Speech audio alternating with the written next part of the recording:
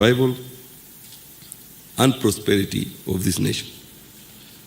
Ladies and gentlemen, the implication is that these organs, though independent, are expected to function collaboratively and cooperatively. Any weak point in the formation renders the entire national security apparatus ineffective, leaving the country's territorial integrity, its sovereignty, its people, their rights and freedoms, property, peace, prosperity, and all other national interests exposed to internal and external threats.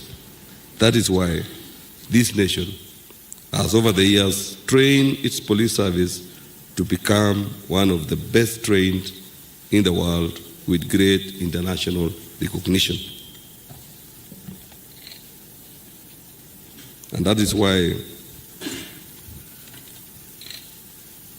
Kenya was identified to be a country that can contribute to the forces in Haiti in order to bring order in that country. It's because of the kind of training, the kind of officers that we have in this country. And we are proud of the service. So it is in this recognition of this elevated standing of the National Police Service that His Excellency the President, during the recently concluded United Nations General Assembly, proudly announced to the world that Kenya will lead the humanitarian mission in Haiti, where National Police Service officers will serve as the face of the humanitarian mission. Nationally, we celebrate you for the enormous responsibility you have borne over the years of preserving the state and maintaining social order and stability, often working in difficult and dangerous situations and places. Yet you have remained resolute in your service. I commend you for that. The appreciation of the role of the police is evident in the citizens' voices. Whenever they face difficulties, the first reaction is call the police, wherever, whether it is an accident, whether it is theft, whether it is some people fighting.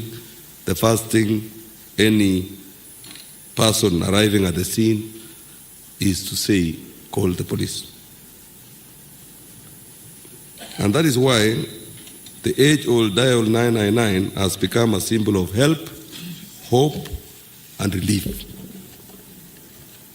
So you provide hope to the people, and every citizen in this country knows that the police is the first line of support and protection. So this encapsulates the citizens' expectation of their police service, communicates the trust and confidence they have in your ability to resolve their problems and calm situations, even things that are away from the police jurisdiction. Kenyans still say, where are the police? Call the police. Because they trust you, people, to be the solution givers. And they trust you as people who gives solutions meticulously, precisely, and conclusively.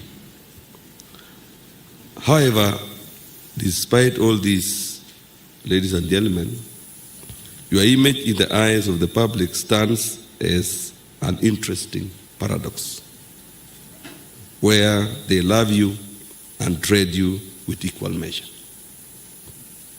I believe the love stems from the knowledge that when you seriously put your mind and resources to resolve issues facing the citizens, you do so meticulously and decisively. That is the right side. And that is why every time there is an issue, they say, call the police, because that is what they know, that you can do and you are capable of doing, and they know that the training that you undergone, the solemn promise, and the swearing to be patriotic is what they believe, that you can do what you know best. But the feelings of dread, that is fear, must be as a result of the character and actions of those among you who disregard the law and tenets of a civilized society to engage in inhumane and unlawful acts. These few rotten fruits give the entire service its image of dread and fear. Conversely, as much as citizens love the service, they also fear and dread, and sometimes they are very unsure of what will become or what will become of your arrival at the scene. They know that you can make decisions decisively, very, very objectively, fairly, and conclusively. But at the same time, they fear your arrival because some of the very few rotten elements, when they arrive, they bring in terror. Very few elements. And anything negative, ladies and gentlemen, is always blown out of proportions. They catch headlines, people talk about negative things. People don't talk about good things that you do. And therefore, the dread and fear always trends, while the good job that you do always, 95%, is not seen anywhere. So it is on account of these rotten fruits that His Excellency the President has directed me, and so I am directed to meet you today for an open, candid, and solution-oriented conversation on a matter that is causing him great concern. A matter that touches on some of you, of your, or some of the character or some few of you, and mostly the moral character, because what happens is that whatever these few elements do, it is not about their training, it is not about their upbringing, but it's a moral character that they have lost direction somewhere. And this sometimes is evident as an individual or as collective, depending on how you approach the scene, and which dictates that we close ranks to jointly fight or find lasting solutions. What I'm trying to say is that, you see, when one or two people mess up, as I said, it rents and it makes the entire situation to look like the entire police service is rotten. And therefore, we need to sit, and that is why I'm opening a conversation today, to sit and discuss, close ranks, and then we jointly find lasting solutions. I'm saying this because His Excellency the President is determined to ensure that his government is a functioning government. His government is devoid of corruption. He wants to see a government that is respected, a government that is responsive to the needs and the requirements of the people of Kenya and those who are visiting Kenya. So he wants a police service that will be part or contribute to the government to be efficient, effective, a police service that will have a character and form, a police service that will have a tradition and culture, a police service that has self-discipline, a police service that will reprimand those who wants to spoil their name. a police service that will stand firm and show the way of integrity, competence, and the rule of law. That is what His Excellency the President wants all of us to hear this morning and to make a decision and resolve.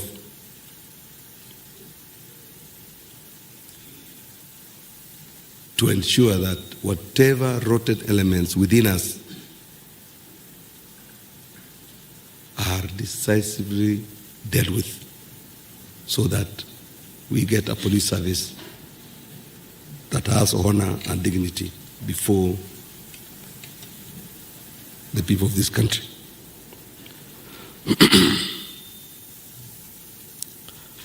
So, ladies and gentlemen, what am I talking about? I'm speaking about the corrosive and destructive vice of corruption that has permeated all the sectors of government, not police service alone, across. And that is why Mr. Osia notified you that we have had meetings since March, meetings of internal auditors, meetings of procurement officers across the country, meetings of finance, accounts, meetings of CEOs of all state corporations, chairmen, meetings with institutions, meetings with investigative agencies that are part of you, meetings with Ngao, the entire national government administration officers, right from RCs, right from the PS here down to DCCs. We have met all of them. On one clarion call, let us stop corruption. And that is a message that I'm bringing to you in so many words, but the bottom line is corruption has to stop. We have to fight corruption in our service, and we have to help government to eliminate this corruption in our society. Both as a service, you look inwards and let us fight it. Then as we are moving outward to the society, let us be men and women who will close ranks with the crusaders, those who are driving anti-corruption movement. You become part of the team to ensure that corruption is eliminated in this administration and in this generation. It has been elusive for a long time, ladies and gentlemen, but this time round, I don't think it has where to hide. It may go around hiding itself, but with support of everybody, as a civilian public servants, as you, as uniformed and mandated by law to deal with it, I'm sure nothing will stop us this time around. This country will be returned to what it is supposed to be, a corrupt, free country, a country that has its public servants as servants that serve the people without demanding bribes and inducement to discharge what is supposed to be their mandate. So, as I said, this corrosive and destructive vice of corruption has a lot of impact, ladies and gentlemen, everywhere. You can go around, you are even better people to be witnesses of what is happening. Stole projects across. In your sub-counties, in your counties, in your area of jurisdiction, you find a lot of stalled projects by other government arms. It's because of corruption. You hear every other time that we have what we call pending bills, where it runs to billions of shillings every year that we have not paid. Tunaruka mwaka na deni. It is because of corruption. You've heard about unfair employment practices everywhere. It's because of corruption. Skewed development.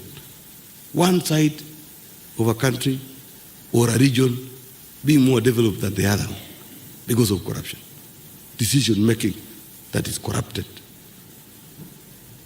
That is not fair, that is not objective.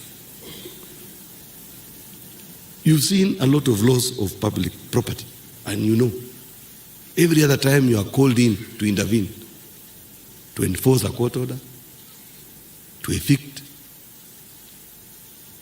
to cordon and protect a property, even government properties, you get people having audacity of grabbing and selling. Even many police station land across the country were grabbed and sold. Even the houses of OCBDs and county commanders and OCSs. I'm sure you are here and you know you are in rental houses, and yet you had official houses that were grabbed and taken over because of corruption. We've had a lot of tax evasions that we always seek intervention from DCI and many other formation of the service. Corruption. Products coming in, either alcohol, either foodstuffs, even other products across the board, entering the country without tax being paid, without going through KEBS, Kenya Bureau of Standards, which sometimes it even endangers the lives of all of us here. You find things in supermarkets you don't know because of corruption. I have talked about unemployment, which sometimes it has been overrun by corruption. Whereas the few, chosen few, who can manage to pay for them to be employed are employed. What will become of those people who corrupt their way to even be police officers? They will be also corrupt. And the system will continue, and if we are not very careful, we will not have a country in very few years to come.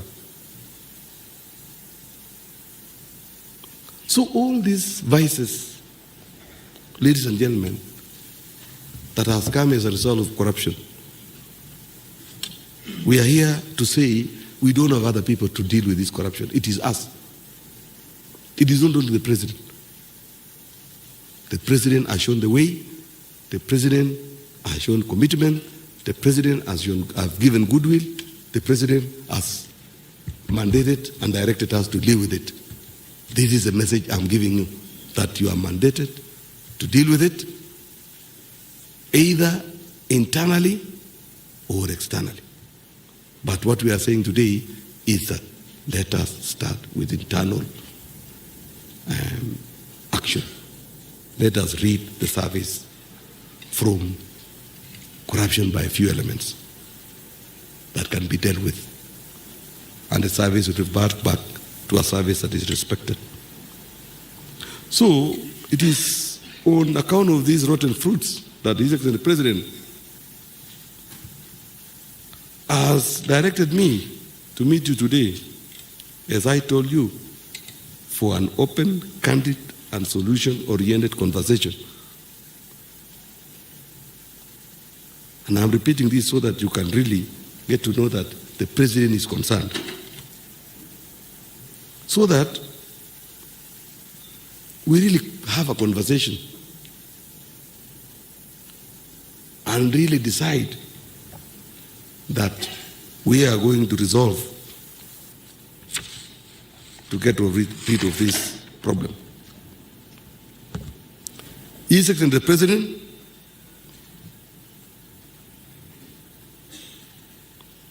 took office with a promise to administer the affairs of this country on the rule of law, upholding the Constitution, through which the people have delegated to him executive power, and which requires that those to whom power has been delegated exercise it to the benefit of the people. All of us, we've been given power kidogo kidogo. But the power that we have been given and the latitude that we've been given to exercise that power has to be to the benefit of the people. Ladies and gentlemen, and I want you people to listen to me,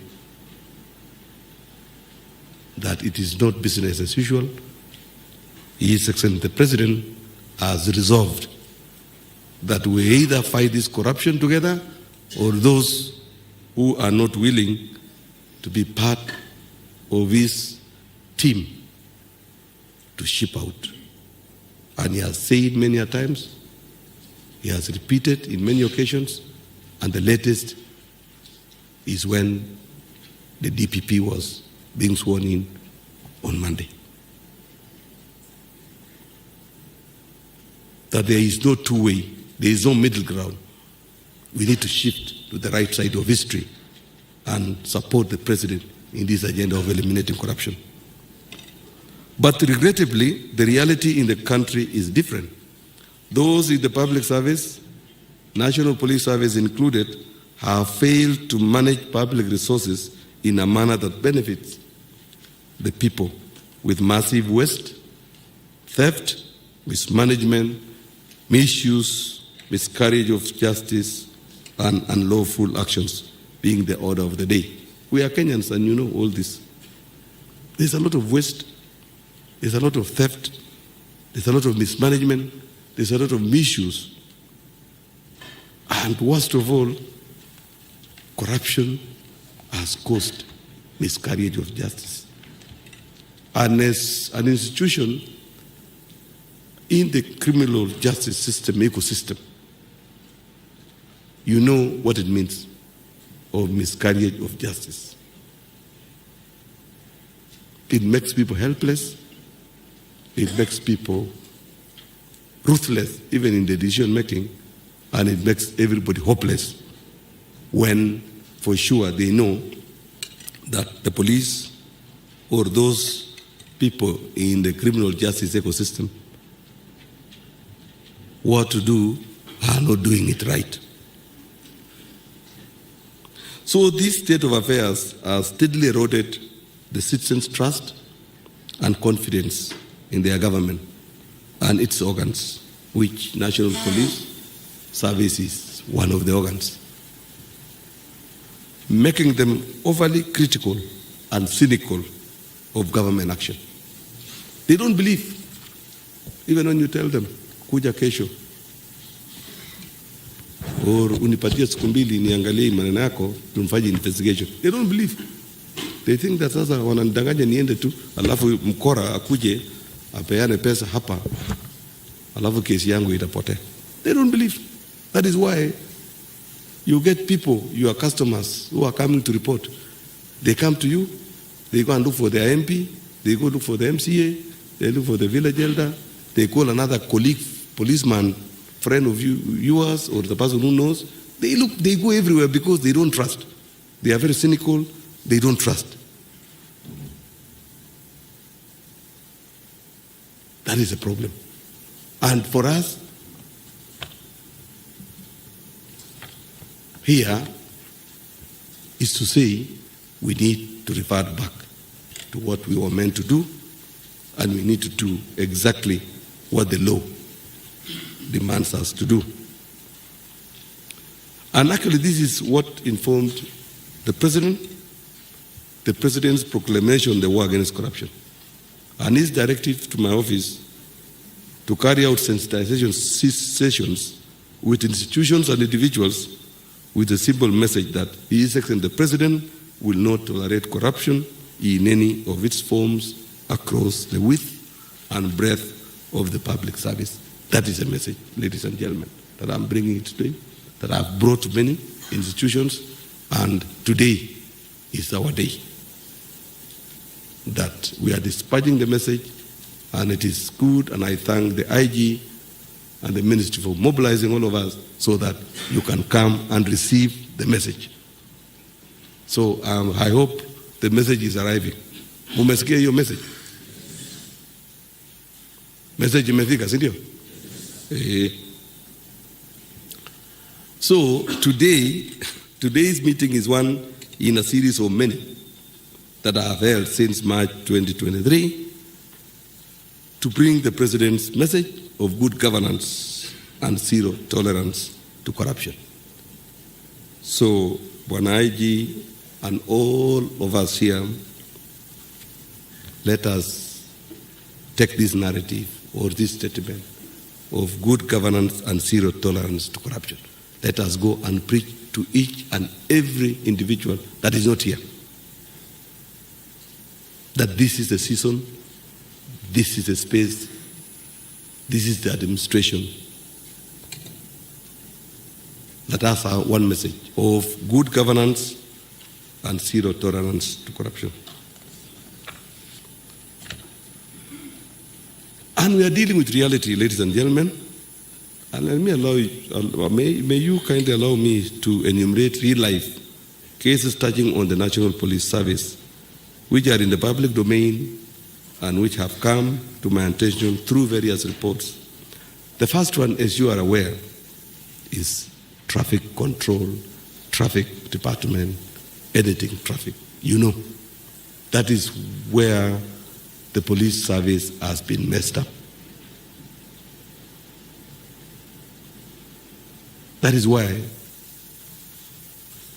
whenever there is corruption index survey, they say police is number one. Because you can miss. If you skip one block, you can miss a second. Money is exchanging hands. And blatantly so. It is not even hidden. It is obvious.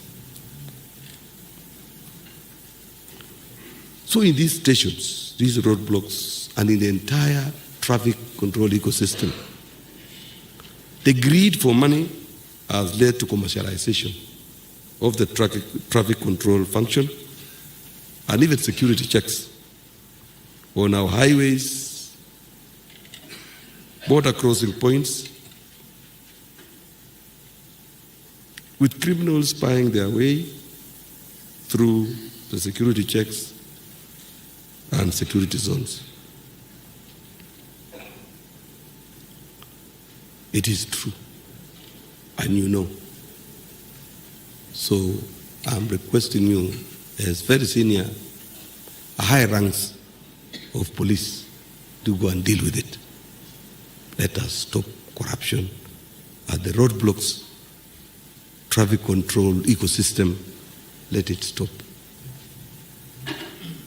from today, if it has ever been in your area of jurisdiction. Let it stop. Let the citizens' lives be comfortable. Those who are innocent, those who are clean, let them move. Criminals, stop them, arrest them, charge them, take them to the prison. Once you take them to court, the court will do the necessary and we eliminate corrupt people. So that is an area that each and every one of us, including the civil society, will tell you the police is corrupt. Perhaps 99% of all of us here are not corrupt. But since it is the face of the police, you can't defend it. To the extent now that you get even overloaded vehicles passing through way bridges, even passing way bridges to the detriment of road infrastructure are common. Though we have had a lot of technology along the way bridges, still we see all these problems. And roadworthy vehicles, they are still passing. One time I was asking somewhere in Nairobi here, there was some funny, those old model vehicles. So when I asked, why are you allowing this vehicle to operate? Nikaambiwa ni ya mkubwa. Nikauliza ni mkubwa gani? Ilikuwa zamani, it was 3 years ago, so I don't want to. Ambia mkubwa gani? Nikaambiwa ni OCBD wa Kamkunji. hakuna madirisha, hakuna insurance, miguu imekwisha, it is smoking, it is unworthy, lakini ni anani? Ya mdosi. Corruption.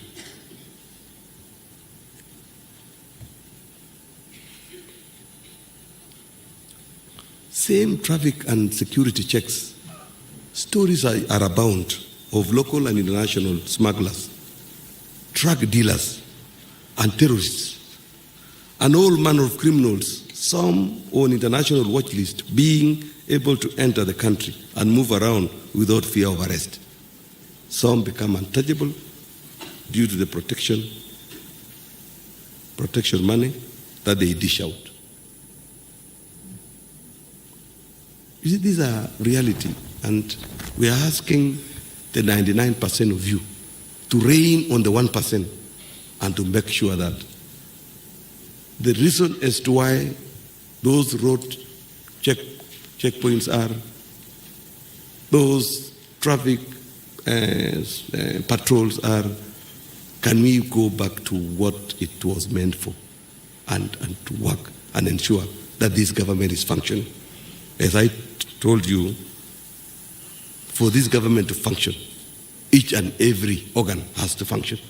And one critical organ for a functioning government, and a government that can attract investors, and a government that prospers, is a functioning police service.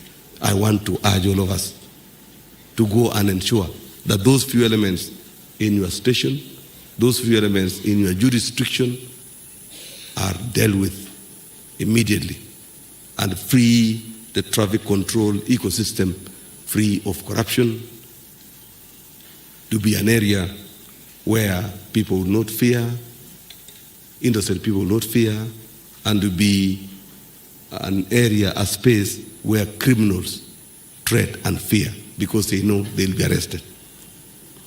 The second area that I wanted to speak to, which is a reality, is the issue of our role as the interface with Judiciary. Due to your functions under the National Police Service Act in several Cap 84, Section 49 to 65, the Director of Public Prosecutions and the Judiciary depend on the quality of your investigations. As you are aware, when there is compromise at the investigation stage, the entire system is compromised. Cases of the innocent in jail and criminals in the streets are not uncommon. Why? Why do we have innocent people in jail and criminals are roaming freely in the streets with protection?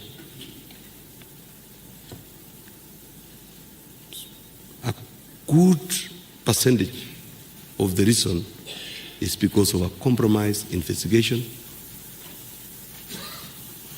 compromised submission of those investigation reports, and there are a few elements for your information. If you go to a police station today,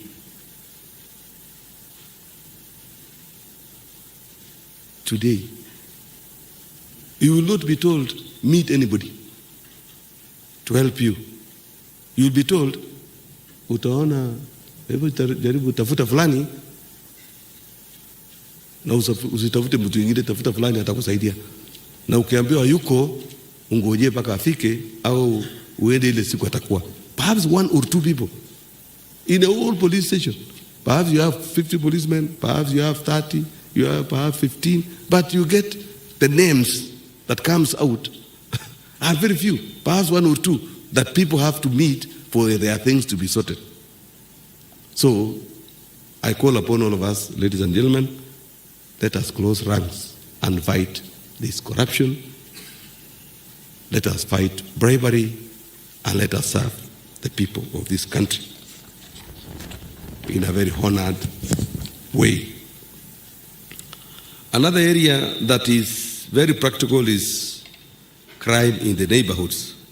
Numerous reports have been made about common crimes in the estates, especially in the peri-urban areas, illegal businesses, bars operating beyond hours, illegal electricity connections and water connections, and damage to installations. In all these, police officers have been accused of either laxity or inaction. Very few elements still. And I know sometimes we lack facilities, we lack capacity, perhaps because of vehicles and because of other needed equipment around that will enable you perform better. But do we have to reach a level where the public gives up? I don't think it is right. It is no. We need to do our best. We need to ensure that those neighborhoods around your stations, ladies and gentlemen, can even acknowledge and admit to say that OCS fulani anafanya kazi, lakini kama serikali wangepatia gari moja au waongezee askari ingekuwa afadhali zaidi. That is the story we want to hear as Kenyans, that people are working hard. Had it not been some few things here and there, it could have been better. It will be encouraging, and it will even make the Ministry of Interior to focus on those needs very quickly and sort them out. Another area is the common now issue that is all over: alcohol and substance abuse. Ladies and gentlemen, these are indicators that I'm mentioning that shows that there's something wrong somewhere that we need to correct. And you will help us because you will sort them out because you are on the ground. You see, this war against substance abuse is really highly compromised. Highly compromised. I don't think we can be defeated by some few elements in your jurisdiction. It's highly, highly compromised. And I'm coming from rural setup, I know. This is highly compromised. There are officers, both police and Ngao officers, who have resorted to imposing alcohol tax. And that is true. On these illicit alcohol brewers and protection fees on drug dealers. It is true. It is true. And we cannot fight on that. Few elements, still few. Because when you look at even those who are brewing, how much are they making? Very little. But since there is one disgruntled or one officer here and there who is picking perhaps 500 shillings every Friday, thinking that it's a lot of money, allowing the entire generation in that area to be destroyed because of 500 shillings or 1,000, because I don't think those Juakali brewers are making any money. Others are driving around, what do you call these other vehicles? Proboxes, full of pombe. And they are cruising, they are passing roadblocks, going around. I have personally tracked them. Because people from the ground, they call us desperately. Huyu amepita hapa, huyu amepita hapa, yule hapo huko, amepita roadblock hapo, ameenda huko. We are saying, please, let us be part of this team that will fight corruption, and all these vices will just disappear on their own. Because this inaction, as you are aware, has even made the president even to assign the duty of spearheading war against alcohol and drug abuse to his deputy. the Deputy President of the Republic of Kenya is now spearheading, going around, calling new people, the same people that you would have done your job. It is not right. Ladies and gentlemen, I think we need to go back. We remove corruption around it, and things will be fine. And I know it will be fine from today, because the few elements I know for sure you will deal with them.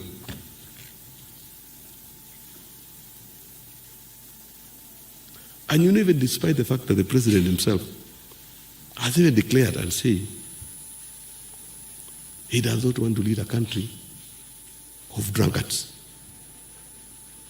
but a country of workers. We still get drunkards around.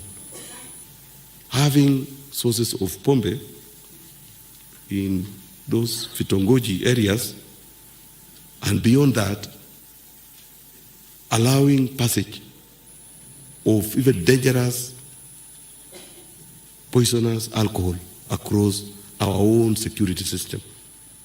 I'm asking you, ladies and gentlemen, through the IG here, to work on this issue.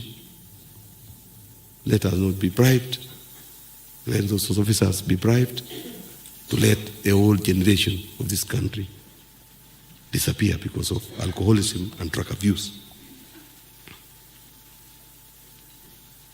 The minister, C.S. Kindiki, has been also out waging war against alcohol, being distracted from serious security issues elsewhere. Let us, I ask you to go back to your stations today and work on this problem. This problem, though it looks small, it is a huge problem which is tainting your name. And you know, it is depressing to imagine that the law enforcement service bears the tag of the weak link in the fight against social vices. You see, you are the one that you are being relied on by everybody, the weak, the strong, the poor, the rich, because before you, everybody is equal, because you are the law enforcer. Whether I come with billions, whether somebody comes with nothing, they trust you, especially when you are in uniform, that you will be a true arbiter whenever it comes to issues that causes social ills in society. So let us return back the glory and the trust of the police, so that whenever somebody sees a suspicious vehicle that is likely to be carrying alcohol, or sees a suspicious character selling drugs,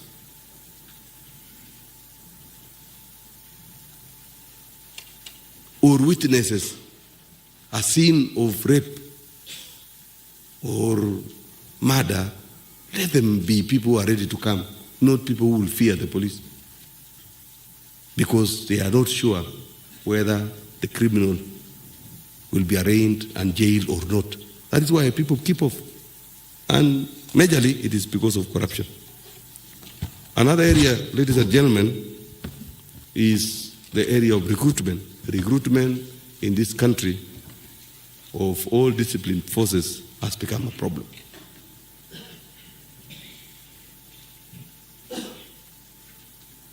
And this area has painted the police as a very, very corrupt service. Recruitment, and it is done once in a year. Sometimes when you do, once in 2 years. But since Kenyans are interested to either be policemen or their children to be policemen and women, what happens? When they encounter 1 or 2, 3 corrupt elements, they paint the entire police force or police service as corrupt.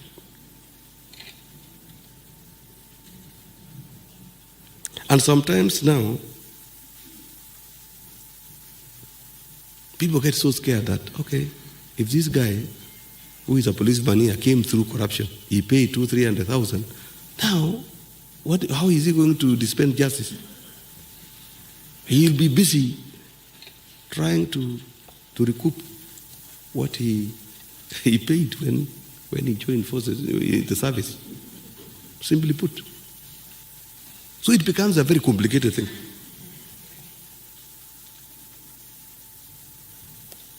And you know, it is very interesting because, and I was telling, I don't know, I think was it Ngao or somebody, some people, that, and this is a true story. I had gone to up-country home. Then on a Sunday, I said, let me go to church, my local church. I walked to church. So those who go to church, see, almost all of us go to church, isn't it? Sikuko na kuanzia, alafu mahubiri, si ndio? Alafu matangazo, si ndio? So during matangazo, then they always announce bans of marriage, Kamaliza. They announce the development of the church, they want some money, Kamaliza. They announce that there are meetings in other regions of the church, Kamaliza. Then, as the secretary was going to say it, there's another Mzee who put his hand up. Sema, niko na matangazo. So he was told, come. My village, it is not far. I think it was 3 years ago, 4 years ago. He said, I wanted to announce to you that the recruitment, I don't want to say which security formation that is coming. It is next. It was actually about a month or 2. It is coming. They have announced. Now, anybody who has a child, mtu yeyote yule ako na mtoto, muanze muuze mashamba. Nimesikia ni 1,300. Actually, I think he was about 75 years. Somebody I know, and I was there. It is not a story. It is a fact. He did the announcement in church that nimesikia ni 1,300, sio 200 kama mwaka jana, ni 300. Na mnajua kwamba kuuza shamba ni tabu, muanze saa hii. Alafu akasema asanteni sana na akakaa chini. This is a fact, ladies and gentlemen. So even the most recent, when the survey was done, the average to be recruited in some fields, some stations, was 600,000. And truly, parents sold shambas. And I was always doubting that it is not true. But I realized that if somebody sells a shamba, truly the child will be recruited. If you don't sell, if you go and run around, and you know where I come from, people are serious runners. I mean, they are international. Where Kipchoge and the rest are coming from. They become number 1, but they will never if they don't have money. So you can see. These ones sold the shamba, and who are the buyers of the shambas anyway? It is us who are working in Nairobi. Isn't it so? It is us. You buy a shamba, unapata mtoto kweli alienda police au alienda jeshi. Yule hakuuza na alikuwa number 1 kwa uwanja, anafanya nini? Anakosa kwenda. So people sell shambas, they sell their cows, they sell their assets. Which begs the question, what kind of officers will these recruits become on graduation? Really? Will they not feel the need to recoup their initial investment? As I said, obviously they will do. And they will be shameless. They will not even feel. If somebody brings in 1,000 shillings for him to get a favor, he will do because he also did. Please, this area of recruitment, it has to have a stop, and we need to stop it. And if you can remember, for those who have been in service for a long time, in 2008, the report on Justice, Truth, Justice and Reconciliation Commission report of 2008, by then, If you are to enter police service, then it was 60,000, 208. But 2021, it was 600,000, 10 times.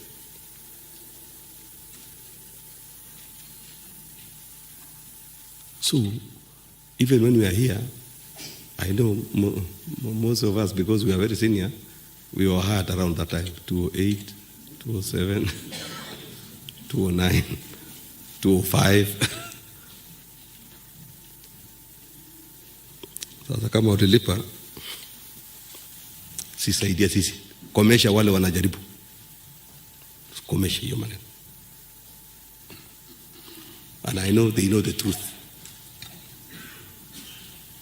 And some truly will confess, if they want, that they have recouped their investment. Because they started for free.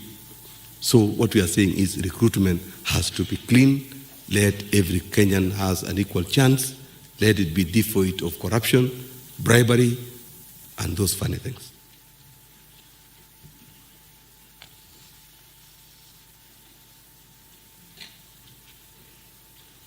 In the same recruitment, one young man who did not get, I think it was 2020,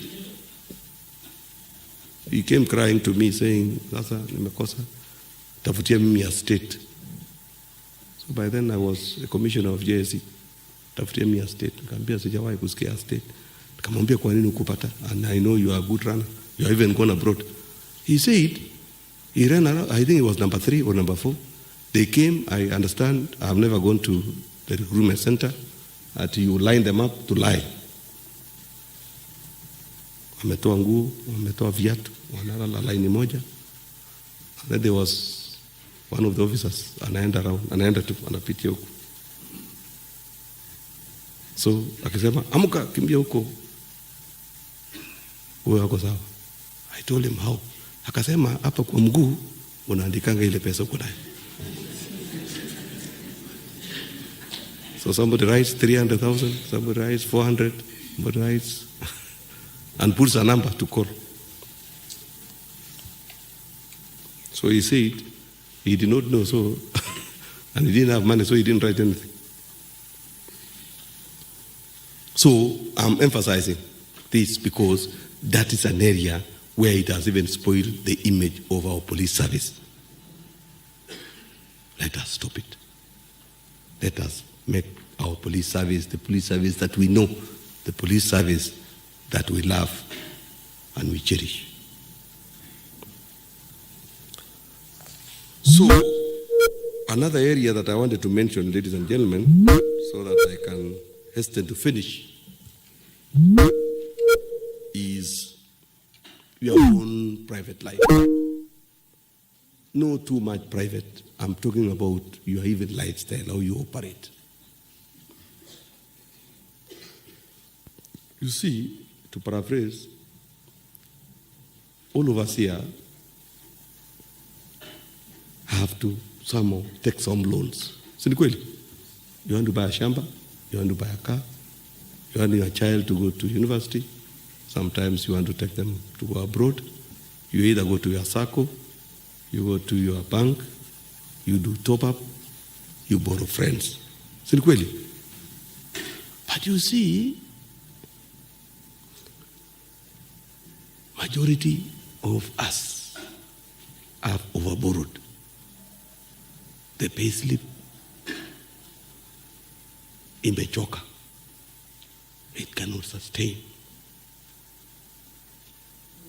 And that is against the public officer's code of conduct and ethics,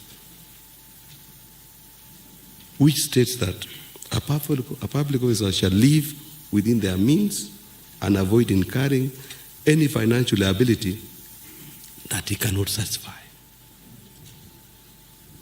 Payslip measure. The statistics show, which is a reality, and I want you people to confirm, that 86% of us have overborrowed and it is something that we need to correct so that we can live comfortably, we can fend for ourselves, and we can run our own affairs comfortably without having stress and strain. No wonder we are getting a lot of mental challenges. We are getting a lot of people sliding to corruption because of the stress of the resources that we have. I beg of you, all of you, I beg of you, I ask you, please, let us correct, let us work very hard to operate within our means. And it is not police service alone, the entire public service. Our financial institutions, you know and I know, there are certain organs of government that they don't question. Unapeleka pay slip, unapewa pesa sahihi. Si kweli? They even call you and say you qualify for top up. They call. Teachers, police, nani. Let us try to work very hard to ensure that we manage the lifestyle, and we manage whatever money we are getting. The government is working very hard. That is why we have reforms. We are looking at salaries. We are looking at welfare. We are looking at all those. But as we are doing that, let us also stand forth and resist overcommitments so that we have a good standing and people who can make a decision, because you know hujakula kitu ya mtu na pesa yako ni kidogo, lakini utafanya kiwango ile pesa yako inaruhusu. That is the request that I'm making, so that all of us, I'm not saying one person, even myself, I have to control my payslip.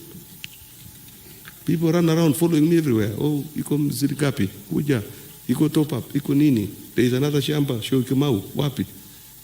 Unapewa fure, lipa tu 5,000, alafu utalipa pole pole. Anybody in government, because they know the jobs are secure.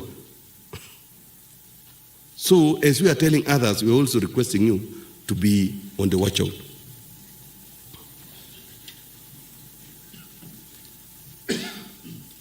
Then the people that we are supposed to serve, ladies and gentlemen, they have complaints. The people, the citizens, mwananchi, are reporting of unwarranted harassment. They also complain about wrongful detention. They also complain sometimes about physical harm and brutality, as well as inaction or non-response to their calls for help. That is an area that we need to look at. That is an area that may not necessarily be because of corruption. It may, it may not. But can we correct that side so that we stay true to the calling that we heeded when we were called? Because I believe police, teachers, doctors is not a job you go and make money. It is a calling. Mungu alikugusa na ukaenda ikazi. Can we stay true to the calling?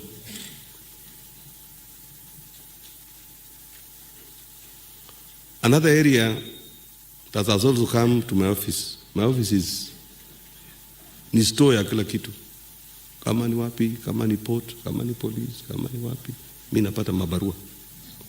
I have received. And the complaint that I've gotten, Bwana IG and the chairman of National Police Service Commission, which have reached my office, which is a malpractice, is a selection process of promotions.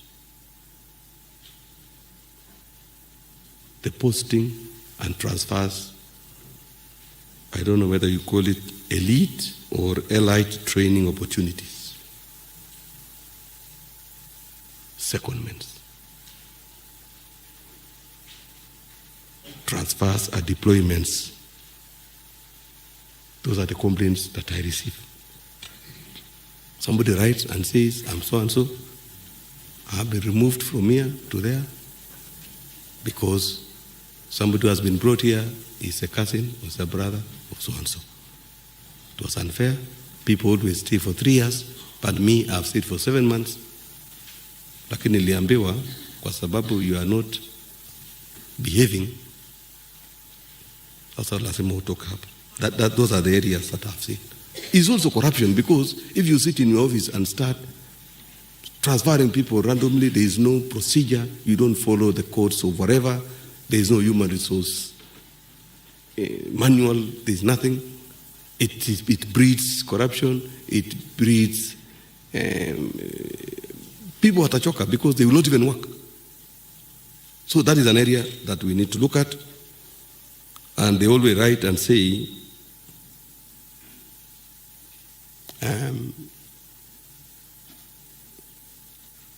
to be a police, to go to those days, to go to what do you call this, way bridges. And some areas that you have to pay dearly because uko ni sawa. They call it wet area, ni mzuri. Wet area iko sawa. Na ukicheza huko, unapelekwa mahali, wanasemanga sugar cane iko dry, where the sugar cane is very dry. Unavaa uniform, boots, unapiga patrol. These are the things that come to my office. But the senior ranks of police service, I'm telling you, it is corruption. Because why should you use discretion to sort of almost harming somebody, disorganizing somebody's family, uprooting somebody innocently? Crooks have to be uprooted, of course, without notice. So those are things that also happen. So this happens despite the issue where the Constitution says that there should be impartiality, objectivity, and fair administrative action. Yesterday, ladies and gentlemen, I was with Commission of Administration of Justice, and we have agreed to partner. Maladministration we will not accept. Across public service, we want fairness across, from bosses, from juniors, bosses to juniors, juniors also to who. We want fairness. We want everybody to be comfortable where they are. Ladies and gentlemen, internationally, Kenya is increasingly being viewed as a corrupt country because of the few public officers who have dropped all sense of dignity and patriotism and decided to use public office for self-enrichment. In doing so, they are destroying the image of the country. And I'm sure you know the Transparency International Corruption Index, where last year Kenya was scored 32 points out of 100. 2021 it was number 30 out of 100. The more marks you are, the more corruptive you are. The more down you are, the more corrupt you are. So 30 is terrible. There are other 70 points that they treat us as corrupt people. So this has made us to be number 123 out of 180 countries.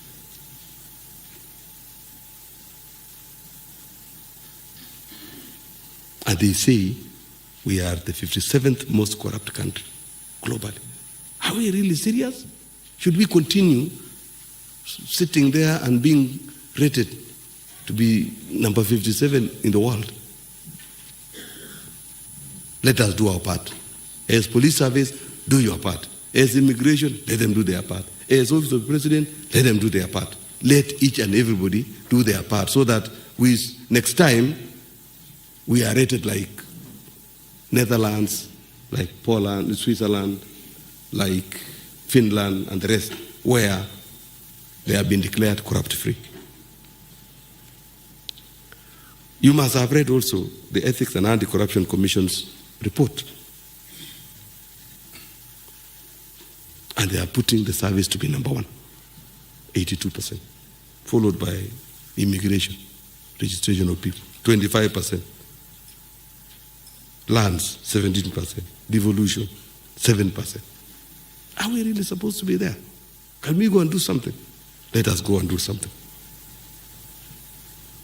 We have to do something. And the president says, we must do something. We must do something.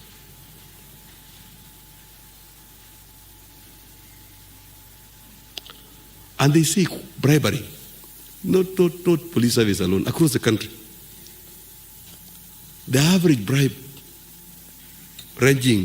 range is between 1,000 shillings and 15,000 shillings.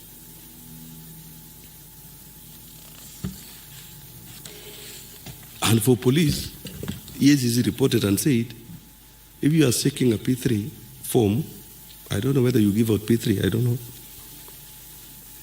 An average across the country is 15,000. If you want to bail an arrested person, you pay an average of 13,000. If you are seeking police abstract, you pay an average of 12,000. If you want to release an impounded goods, you pay an average of 10,000. When you are following up a case, you pay an average of 10,000. If you are seeking police protection, you pay an average of 5,000. So, if you are reporting a crime and writing a statement, you have to part with at least 2,000. Average of 2,000. Meaning there are some that are 0, there are some that are 5,000, but the average is 2,000. These are statistics they are published. I hope the EACC rep is here to come and corroborate. So as the PS was saying here, now it becomes very difficult to know now how are we going to do this thing. Because if now a patriotic citizen comes to report a crime to a police officer, the police officer demands a bribe. The citizen pays. See, both of them are criminals now. Ukitoa, kuongana ni crime. Ukichukua ni crime. So we become, all of us, criminals. So who will help who? We become a fraternity of criminals chasing a criminal. We need to work on it and make sure that let the criminals be known that they are criminals and let them not taint the name of the police service.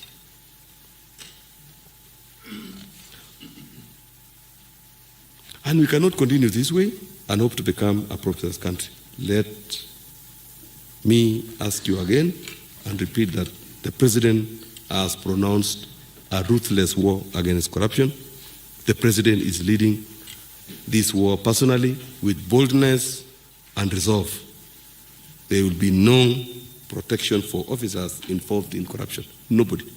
Neither will there be a place to hide or sacred cows. Accountability will be down to the individual level. As we speak now here, we cannot be saying, for example, a service is corrupt, and then we start hanging the IG. No. It is not going to be like that. It is going down to the individual. We cannot generalize. We do not generalize. If you are in a station, this war against corruption will pursue until we get the person. And that is why we request you and we are asking you to be part of those who are pursuing, so that we fight the individuals who are corrupt. We don't want to make every institution to be generalized like corrupt. We know institutions are not corrupt. Individuals are corrupt, and they are few. So the IG will not carry the burden. The DCI will not carry the burden. The regional police commander will not carry the burden. But the individual will carry. If you are an OCS and you are perpetuating corruption, ni wewe. Kama ni wewe regional commander, ni wewe. Kama ni wewe ni constable, ni wewe. Kama ni traffic, whatever, ni wewe. not generalizing. And we are saying, let us break them down, because we are pursuing now to individual level. So we are asking all of you, because you are senior ranks in police service, to do the same. Pursue to the last person. Let us get rid of criminals, corrupt people in our service who have messed up our name, and let it be done now. Let it not be another day. Let us start now and make this service a service that will be respected. And I'm saying this, and I've repeated severally, it is not like the president is issuing general condemnation. We know there are very few elements. And that is why we are calling upon you to join the war against corruption. And as a first step to eliminate the vice from the service. That is the first step. First stop from your station, then you go next until we clear.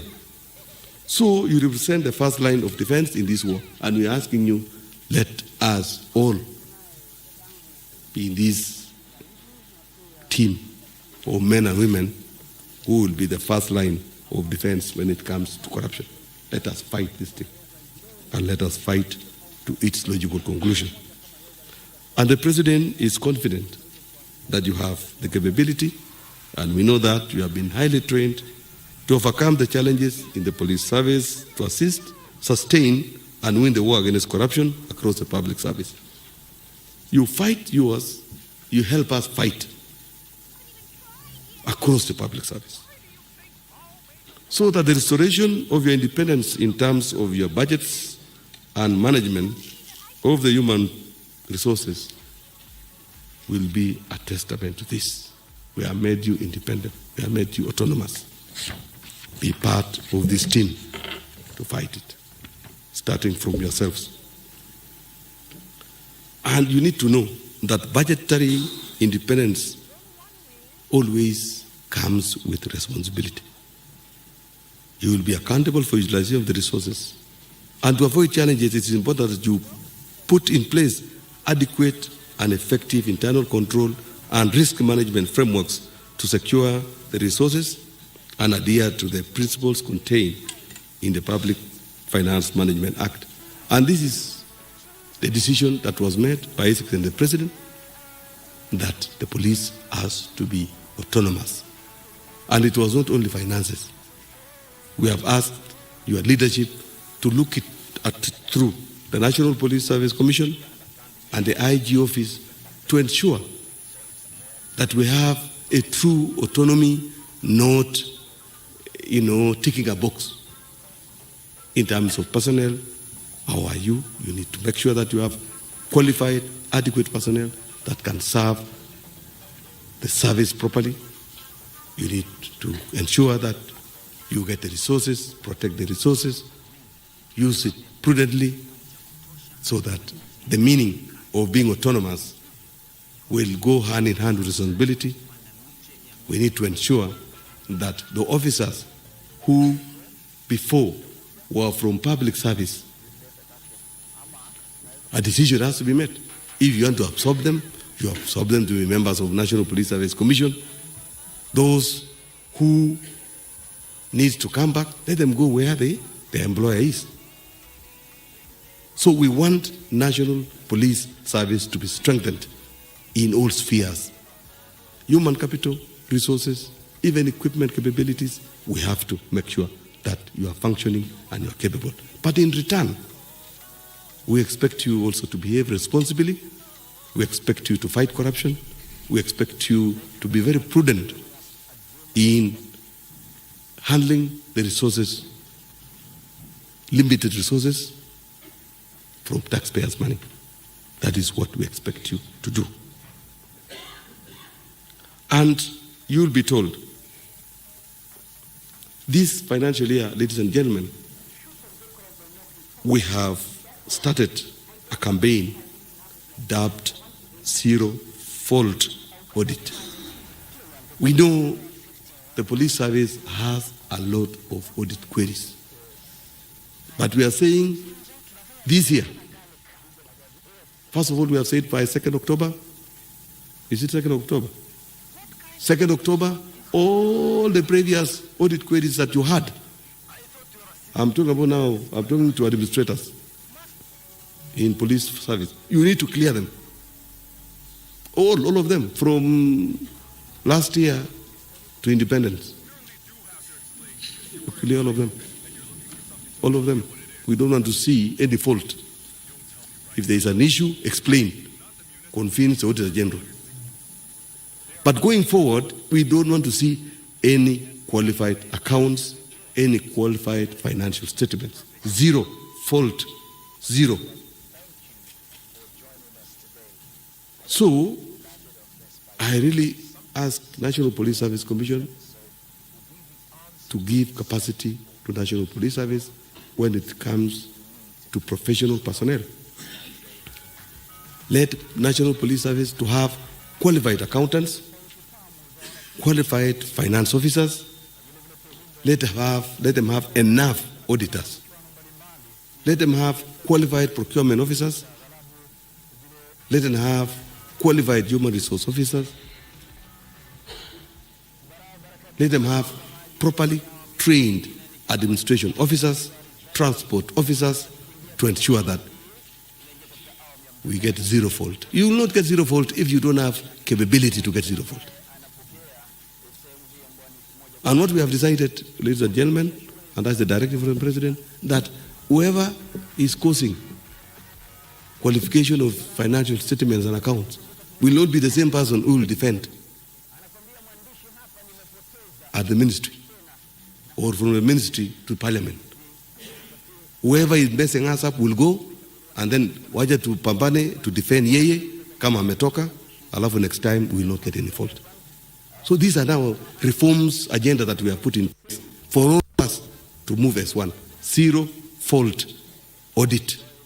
So all audit reports across government will be zero, will have no fault.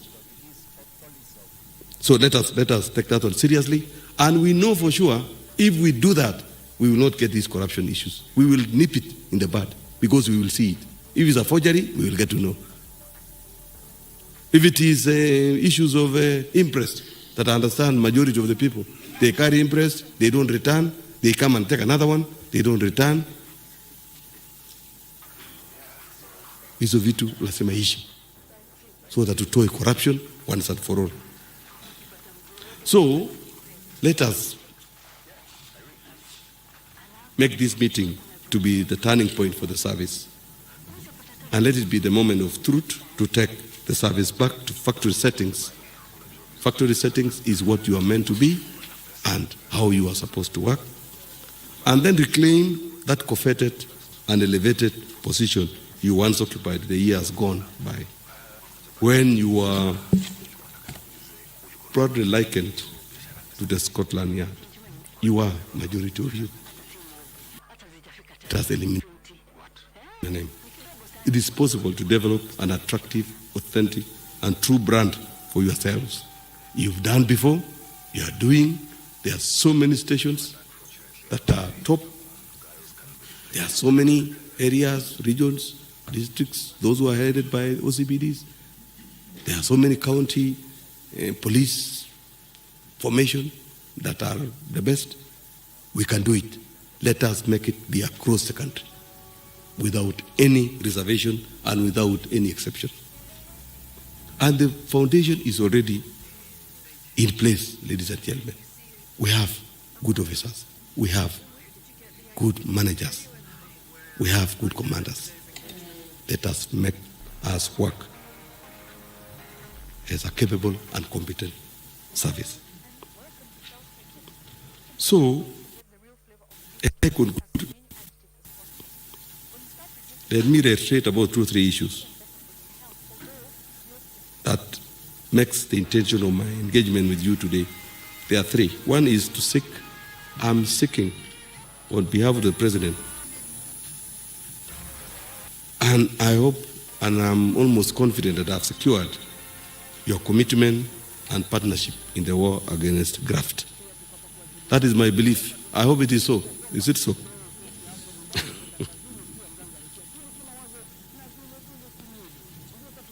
I am here to seek and secure your commitment and partnership in the war against graft. Underline the word seek, underline the word secure,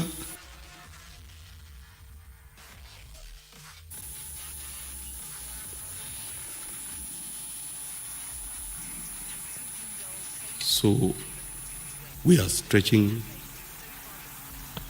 our hand. Hold the hand and let us move to fight against this corruption. And let us start from the service itself. Secondly, I am here today to deliver the President's message on zero tolerance to corruption and also his confidence and appreciation of the National Police Service in national development. You are doing a great job. We are here today because of you, men and women, that have secured the country. There are countries that they cannot hold meetings like this. We want to thank you for that. I'm also here today to build a critical mass of patriotic, ethical, professional, and committed public servants to serve as a force for good,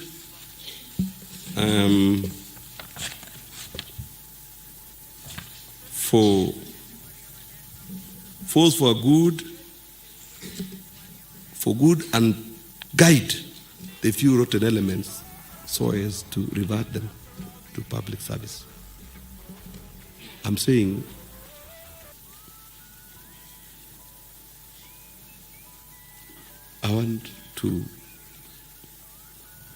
I'm in the journey, as I told you, of building a very critical mass of patriotic, ethical, professional, and committed public servants to serve as a force in this war against corruption. And for us to do that, I want you to close your ranks and go back to our stations and guide those few rotten elements so as to revert or make them revert to the public service that is guided by integrity and the rule of law. I hope we are together in that. I also encourage you to keep, as you are aware, Article 10 and Article 232 of the Constitution, as well as Section 49(10) of the National Police Service Act in sight as you perform your duties. They require of you fidelity to the law, accountability, integrity, professionalism, efficiency, effectiveness, and economic use of resources. Nothing more, nothing less. It is in the Constitution and it is in the law. Similarly, keep Section 49, subsection 13 of the National Police Service Act in sight. It criminalizes abuse of powers vested in police officers by the law. If the powers are exercised well, you have unmatched capability to become impactful agents of social and ethical change. As you go back to your stations, ladies and gentlemen, I encourage you to develop action plans.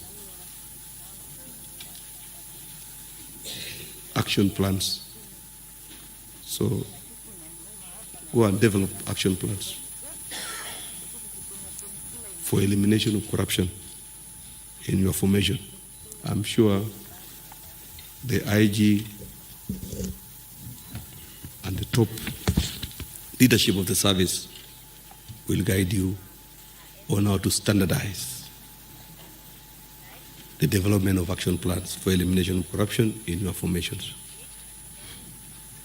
The action plans should be consolidated into the National Police Service Corruption Prevention Plan. So bottom up, start from bottom, let it converge, and perhaps in 3 months, we have a National Police Service Corruption Prevention Plan that will dovetail with other plans and perhaps the standing operating procedures and the rest that you have, standing orders that you have from time to time. We expect to have that plan so that we become people who know where they are beginning and where they are ending. We have to fight this war in a very coherent way, in a very calculated way, in a very conscious and intentional manner. Let us not talk about it alone. Let us talk about it and act against it. And I assure you that the government remains alive to the reality that the police officers work long hours, we know, and endure harsh conditions to protect the citizens, their property and investments. We are alive to that. We know the challenges. The PS here always moves from office to office, pushing for either equipping you, for either ensuring that you don't miss allowances, ensuring that you get vehicles. These things are alive to all of us, to PS here, to the minister, and to His Excellency the President. But as we are doing that, we need to act on these vices that are bringing our name into disrepute, that even makes the citizens question whether their taxes that they are paying are being utilized properly or not. The government also recognizes the immense governance demands placed upon you. We recognize, which can be exceedingly overwhelming. You bear the weight of our society's problems, and it's possible that at times your dedication and sacrifice may go unnoticed amid the spotlight that it casts upon the actions of the few in the police force who engage in misconduct. So you get some few, you are under a lot of pressure, working sometimes under very difficult circumstances. Nobody is grateful, nobody gives you a compliment, and the worst part of it is that one or two elements comes now to destroy the good thing that you are doing. We are aware of that, ladies and gentlemen, but we need to stand forth, and as I say, this is a calling. Let us stand together and fight this thing. And that is why the government is committed to the reforms going on in the service to make your terms and conditions of service better and to ensure you have the physical, mental, and emotional comfort to work without distraction. We are committed. Let me end, ladies and gentlemen, at this point, to say that today is 29th. Is it 29th or 30th? 29th of September. This is the turning point for all of us when it comes to war against corruption, when it comes to service delivery to the people. Let us go back. Let us make what we have discussed here simple. Let us simplify. Let us implement in a very simple way. Let us not complicate. Let us not go and draw down how difficult it is. Number one, we don't have vehicles. Number two, we don't have money. Number three, we don't have fuel. Number four, I don't have adequate staff. Number five, I don't have this. Number six, I don't have enough firepower. I don't have this. I don't have the other one. Let us go and start with the positive. That we are going to have a meeting. We are going to sensitize ourselves.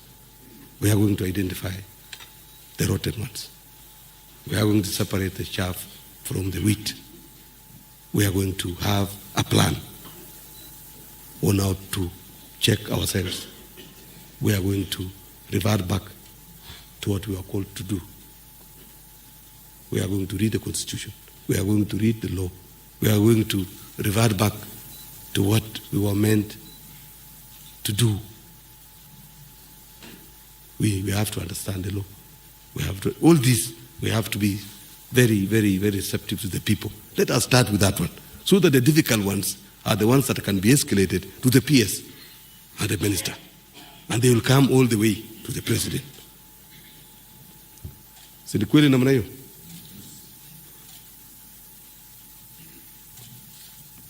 So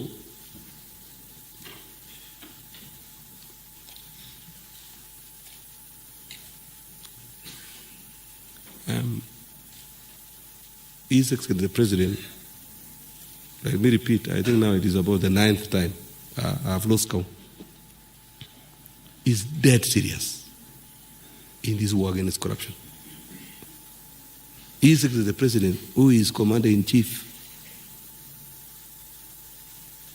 is dead serious about this war against corruption.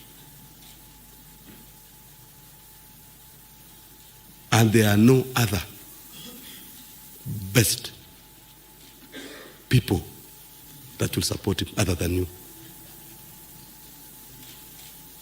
We want to see a good example from you. We want to see action that starts now. We want to see through the IG perhaps to order a plan or now series of meetings will be held, series of action plans will be generated. We want to see action. We don't want to see again this bribery along the roadblocks, nor these policemen in pikipikis getting money from people. They got from me one time also.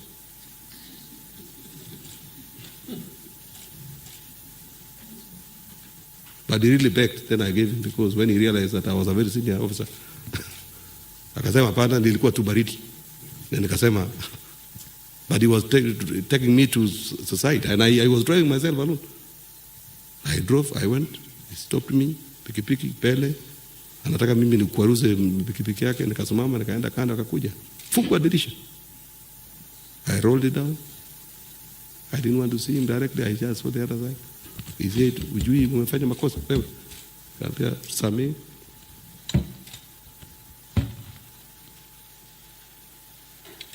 Akatumia hiyo lugha mnajua. So nikamwambia sasa mimi sina. Akasema wewe police station Kilimani. Pia unisamee. Akasema hakuna kusamea hapa. Nyinyi ni watu mnatusumbua hapa. So I turned, I told him, I'm so and so. You see, mimi sikuwa nasema hiyo, nilikuwa nasema baridi iko mingi, unaona sasa baridi imejaa. Sasa unajua sio eti sikuwa najua, si kujua, nilikuwa nakujua, lakini unajua ni baridi iko mingi. Sasa unaona hata hii pikipiki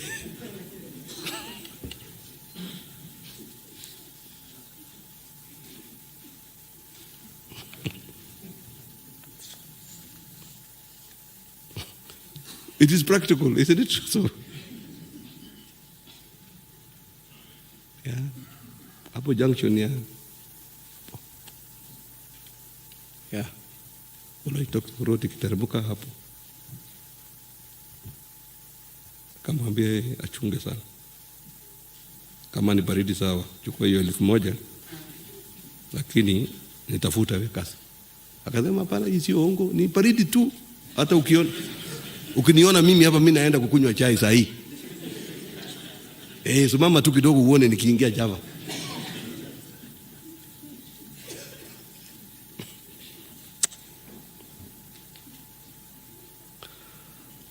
So, let me end with a quote from the National Security Intelligence Service Code of Conduct and Ethics that says, public service is a public trust requiring employees to place loyalty to the Constitution, other laws, and ethical principles above their own personal interests. End of quote. Constitution, other laws, and ethical principles. Na ethical principles sio ya kuandikwa. You need to be somebody of ethics. That's why you need to be patriotic. You need to be somebody of integrity. You need also to be somebody who, you have your 50,000, hiyo inakutosha. Don't look for 1 million. So that we move forward. So let us be people who are loyal to this country. And 99.9%, I know, anybody who is not loyal to this country, who is not patriotic to this country, will not do your job. I'm telling you, it is impossible. What drives you most is loyalty and patriotism. I know that one. That one, I have no doubt about the police service. The kind of work you do requires a lot of patriotism and loyalty. So those are the areas that is almost becoming a runaway evils. Let us stop them and let us make it work. So let us serve with impartiality, with loyalty, with honesty and objectivity, and to ensuring to maintain public confidence in the integrity of the office. And all of you are up to task. I saw several CVs one time from police officers. I got shocked that we have PhD fellows, we have master's fellows, we have degree fellows, we have specialized courses people. Amongst yourself. Even some are even serving in positions that they would have served even better because of the qualification that they have. So we are not talking to people who don't understand. For sure, I know you are capable, you are trained, and you can turn around this space of corruption within the shortest time possible. In any case, in police force or any other discipline force, it is just a matter of order from the IG, and everything will stop instantly. Let us see that one happening this afternoon. So it is now my pleasure to invite you for a candid engagement with the panelists. We have panelists here, which we want them also to be candid because we are looking for a solution in this country. We don't want antagonism in this country. We want to close ranks so that we find solutions that will help the government to run the affairs of this country to the benefit of the citizen. So let us have a candid engagement with the panelists and raise any issue that would stand in the way of the fight against corruption in the police service. Asanteni sana, poleni nimesimama muda mrefu, lakini I think it deserves. Asanteni sana, Mungu awabariki.